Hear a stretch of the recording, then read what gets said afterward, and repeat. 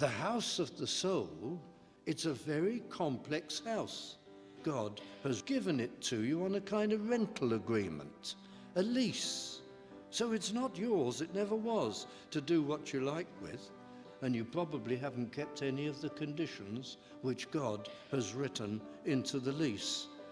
Well, what are the terms of our lease? If this body is lent to me, what are the terms? We're told them. Keep your house spotlessly clean. The landlord of the universe insists on it. No lies, no pride, no greed, no selfishness, no filthy things, no infidelity. You have your body, keep it scrupulously clean.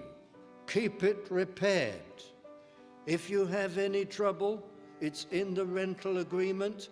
Call upon his name and yield to him, and he will come and cleanse it and repair it.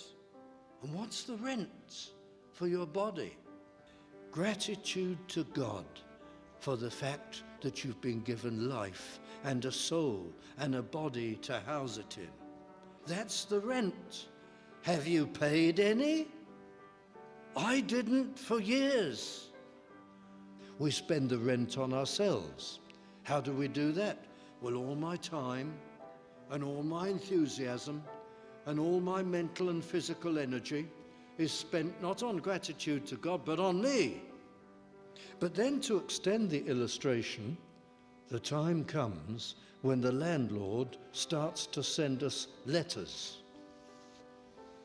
In what form have you had a letter from the landlord of the universe?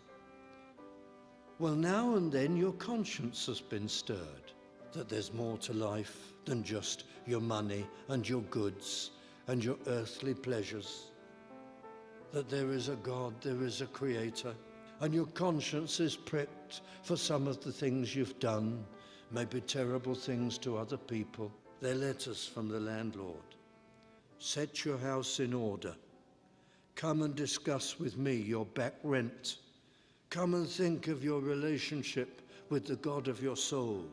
Come because your soul is in danger and your life is ever shortening, and one day you've got to give account, and if you leave it too late, there's no forgiveness. So you've had the warning letters. How many have you screwed up and put in the waste bin? How many have you ignored? You sort of sensed them coming and you didn't even open the letter and think about it. Your body is the house of the soul, and now the dry rot is in, and the cracks are appearing, and the rain comes through the roof, and it's getting worse.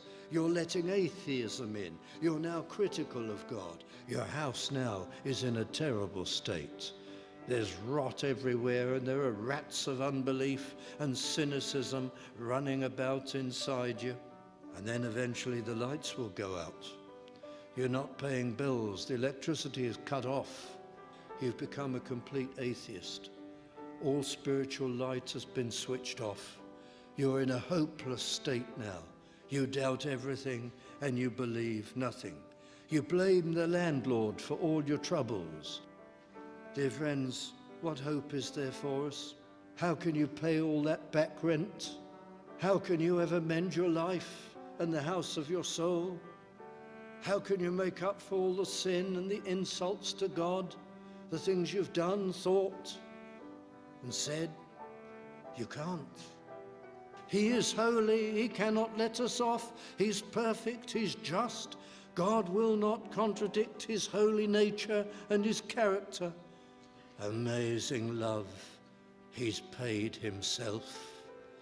Christ is the lover of lost, sinful human souls. And he's come down from heaven, and then he allowed himself to be arrested and nailed to Calvary's cross.